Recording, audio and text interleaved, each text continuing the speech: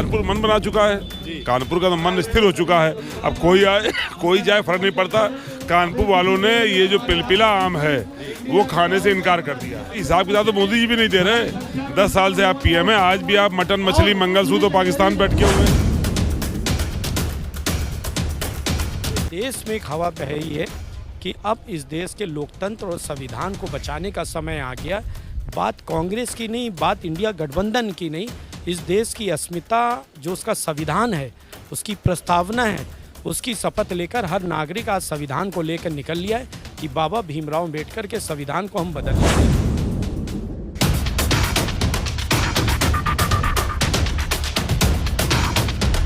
जनता कह रही है कि सिंहासन खाली करो कि जनता आती है।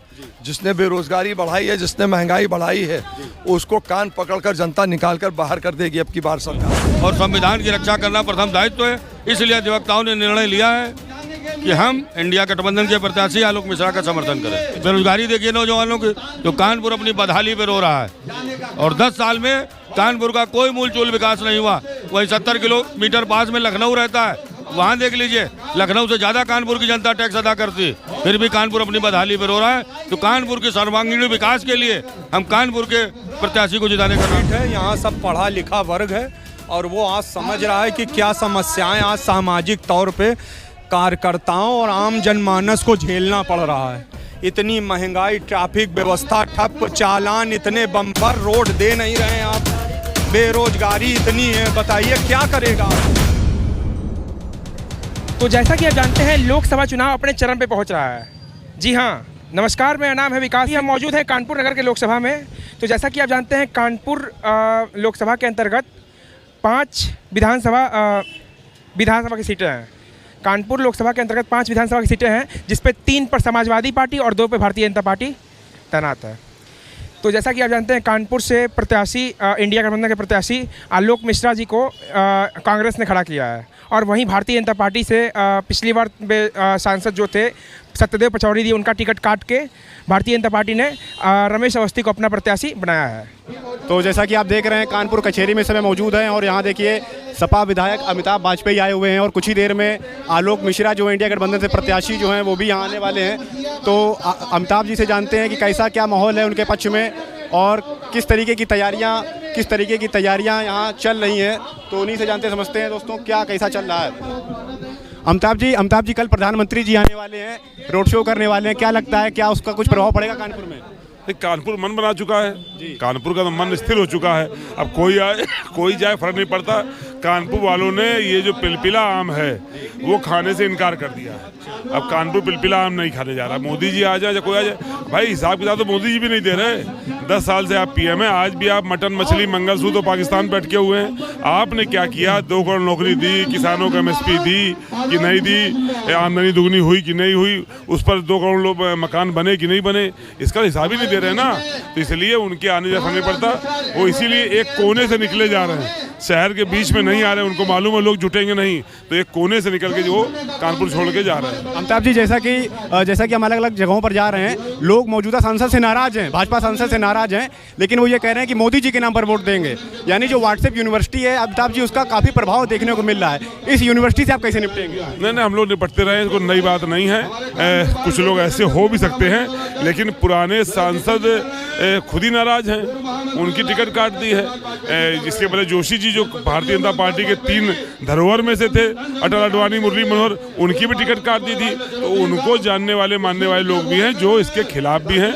अब मोदी जी के वोट देने वालों की संख्या मोदी जी को ना वोट देने वालों की संख्या से कम है। वो लोग ज़्यादा बढ़े। जो नौजवान बेरोजगार हुआ, इसका पेपर लीक हुआ है, वो क्या छोड़ देगा?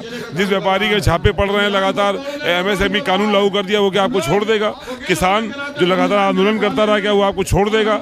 महिलाएं जो महंगी गैस खरीद रही है, क्या आपको छोड़ देंगी? और लोगों जब से वैक्सीन वाला डर आ गया है, ये जो कोविशील्ड वैक्सीन के ऊपर से सर्टिफिकेट से फोटो हटानी पड़ गई आपको, वो लोग क्या आपको छोड़ देंगे? लोगों की जान से खेला है आपने लाखों करोड़ रुपए की लूट करी है। इसलिए मोदी के इफेक्ट से ज़्यादा मोदी का निगेटिव इफेक्ट है इस समय।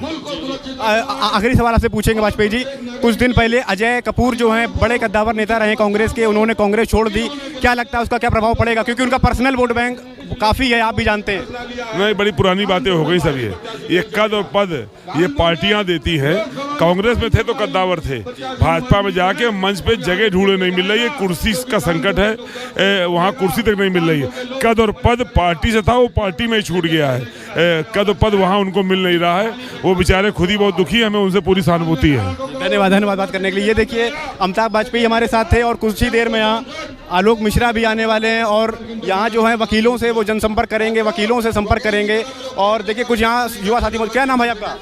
मयंक पांडे। कांग्रेस कार्यकर्ता हैं आप? हाँ। अच्छा, तो आलोक मिश्रा का ये देखिए पंपलेट बांट रहे हैं। और कैसा क्या चल रहा है कानपुर में माहौल आलोक मिश्रा? सही चल रहा है। सही चल रहा है, लग रहा है कि सीट निकल जाएगी। जी जी। अच्छा, 10 साल से यहाँ भाजपा का कब्जा है, तो वो जो एक लहर है मोदी लहर, उससे कैसे निपट रहे हैं?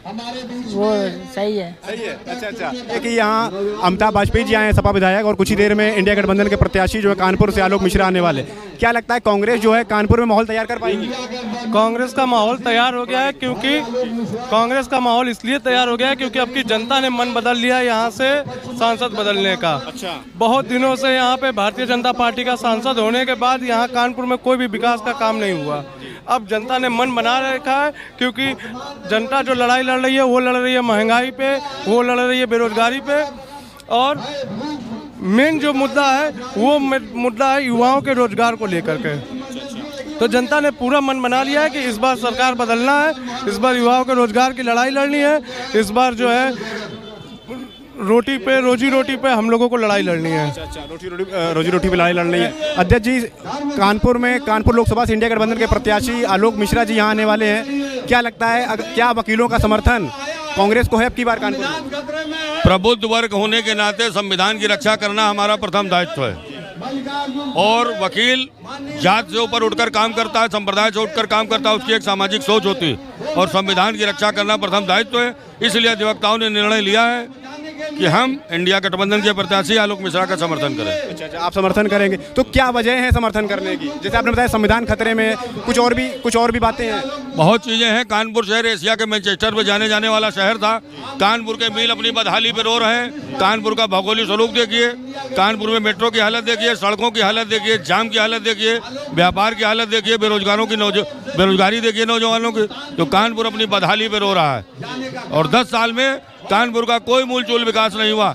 वही 70 किलोमीटर पास में लखनऊ रहता है, वहाँ देख लीजिए, लखनऊ से ज़्यादा कानपुर की जनता टैक्स अदा करती है, फिर भी कानपुर अपनी बदहाली पर रो रहा है। तो कानपुर के सर्वांगीण विकास के लिए हम कानपुर के प्रत्याशी को जिताने का काम करेंगे। अध्यक्ष जी, कल जो है मोदी जी यहाँ आने वाले हैं, रोड शो करने वाले हैं। क्या लगता है भाजपा जो है, क्या वो पुरानी जो लहर है 2014 में 19 में बना पाई थी, क्या अब की बार बना पाएगी?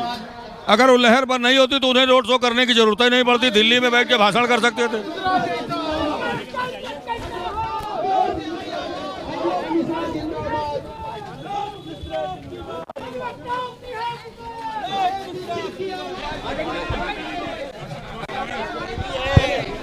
तो जैसा कि आप देख रहे हैं, ये जनसमूह किसी और का नहीं बल्कि आलोक मिश्रा जो कि इंडिया गठबंधन से प्रत्याशी है उनका है। तो आइए हम जानते हैं, क्या कहना है सर आपका?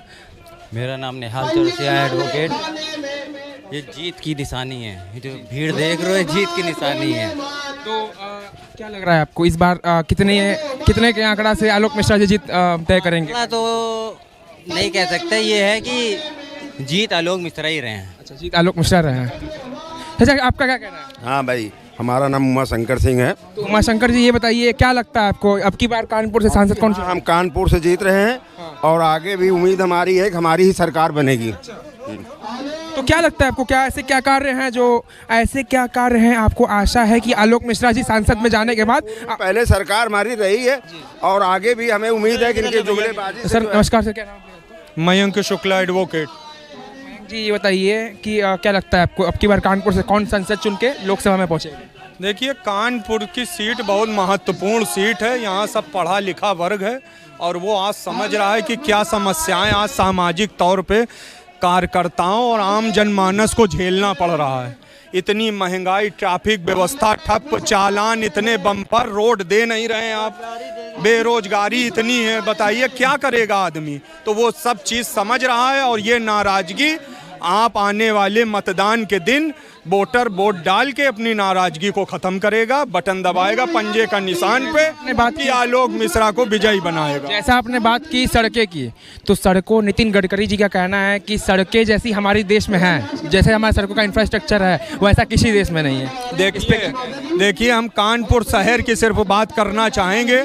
हम आपको बता दें पूरे प्रदेश और भारत की बात इसलिए नहीं करेंगे कि यहाँ पे जो भी सरकारें और जो भी हमारे क्षेत्र की जनता है वो वहाँ पे कहीं ना कहीं इस सरकार के लोग बैठे हुए हैं। अगर यहाँ पे सभासद अगर हमारा या किसी और पार्टी का है तो वो सरकार के लोग उसको रोकते हैं और काम नहीं होने देते। इस वजह से हम लोगों को गली कूचे जो आम छोटी सड़कें हैं उनमें दिक्कत आती है, वो बन नहीं पा रही हैं। मयंक जी एक क्वेश्चन, मयंक जी मेरा एक और क्वेश्चन है आपसे, ये बताइए आपको क्या आशा है कि आलोक मिश्रा जी जब संसद पहुंचेंगे तो कानपुर में सबसे पहला क्या करेंगे विकास के लिए? सबसे जो कानपुर में ऐसा क्या लगता है आपको जिस चीज़ की सबसे बड़ी कमी हो? देखिए हमारा पोर्टफोलियो हम क्या करेंगे ये पूरा इन्होंने निकाल दिया है कि हम कन्याओं के लिए क्या करेंगे, स्कूली बच्चों के लिए क्या करेंगे, उसको आप पढ़िए। उसमें कई योजनाएं हैं जो हमारे इस क्षेत्र के विकास के लिए तत्पर रहेंगी और हम निष्ठा से कार्य करेंगे। पूरा कार्यकर्ता हम लोगों के साथ रहेगा। हम लोग एक नई सोच, पढ़ी लिखी सोच के तहत आगे बढ़े। टोपी और कांग्रेस का लटका, ये क्या है? ये तो विभिन्न दलों का नहीं, ये दिलों का गठबंधन हुआ है। ये तानाशाही सरकार को उखाड़ फेंकने की जो इस देश में साजिश चल रही है उसको उखाड़ फेंकने के लिए ये सभी दल मिल के एक साथ लड़ रहे हैं और इसी तरह से एकजुट होकर हम एक आवाज़, एक ताकत को आवाज़ दे रहे हैं। और इसी में समाजवादी पार्टी, आम आदमी पार्टी, कम्युनिस्ट पार्टी मिलके हमारे आलोक मिश्रा जी को भारी बहुमत से ऐतिहासिक जीत हासिल कराने जा रहे हैं। तो अब की बार आपको क्या लगता है कि आलोक जी से आपकी उम्मीदें क्या क्या है? देखिए जो कानपुर में उम्मीदों की बात है तो प्राथमिकता हम शिक्षा को, यहाँ के अस्पतालों को स्वच्छ और सुंदर बनाने का काम, शहर में जाम की समस्या है उसको दूर करने के लिए इन्हीं सभी मुद्दों पे स्मार्ट सिटी योजना के तहत जो भी कार्य अभी रुके हुए हैं उन कार्य को पूरा करने के लिए बहुत बहुत धन्यवाद। हाँ सर।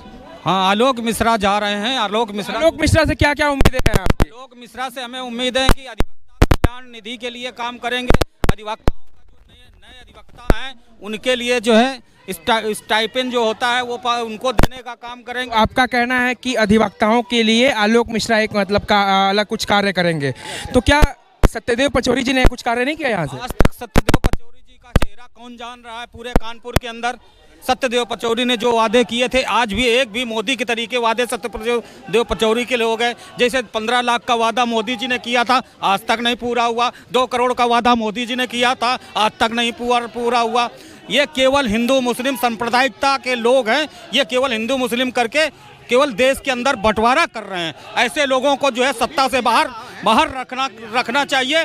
और जो है हम इंडिया गठबंधन के प्रत्याशी कानपुर के अंदर हाथ के पंजे पर आलोक मिश्रा जी को, माननीय आलोक मिश्रा जी को, कानपुर देहात अकबरपुर लोकसभा से राजा रामपाल जी को हम जो है जिताने का काम करेंगे। तो बहुत बहुत धन्यवाद। जैसा कि आपने जाना। तो सर नमस्कार सर, क्या नाम पड़ेगा आपका? अरविंद सिंह यादव। तो यादव जी ये बताइए आप किसके साथ हैं? क्या लगता है आपको अब की बार दिल्ली में झंडा कौन लहराएगा, कौन बैठेगा प्रधानमंत्री की गद्दी पे? अब गद्दी की बात तो ये है कि अब जो जीतेगा वही गद्दी पे बैठेगा, लेकिन बात ये है कि आप अपना समर्थन किसको दे रहे हैं? हम समर्थन उसके दे रहे हैं जो संविधान को बचाएगा हैं, और उसको दे रहे हैं जो अधिवक्ताओं के हित की बात करेगा।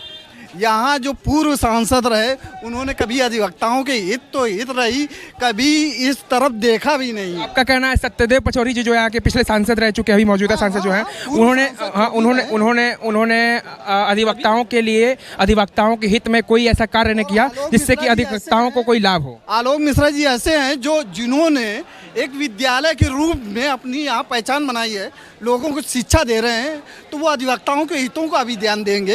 इसलिए मेरा एक और प्रश्न है आपसे, जैसा कि अभी आलोक मिश्रा जी इंडिया गठबंधन के प्रत्याशी जनसमूह कर रहे हैं कानपुर यहाँ पे कचहरी पे, तो क्या रमेश अवस्थी भी यहाँ पे कभी आए थे वकीलों से मिलने? हैं, लेकिन हमें तो नहीं जानकारी है।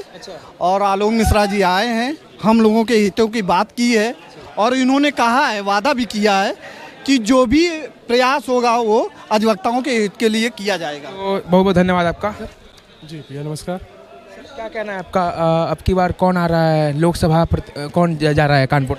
भैया इस बार कांग्रेस पार्टी पूर्ण बहुमत से सरकार बना रही है यहाँ पे, और कानपुर से जो है लोकसभा प्रत्याशी जो है आलोक मिश्रा जी भारी मतों से विजयी होने जा रहे हैं, क्योंकि इस बार का जो चुनाव है वो बेरोजगारी पर है, इस बार का जो चुनाव है वो महंगाई यहाँ पे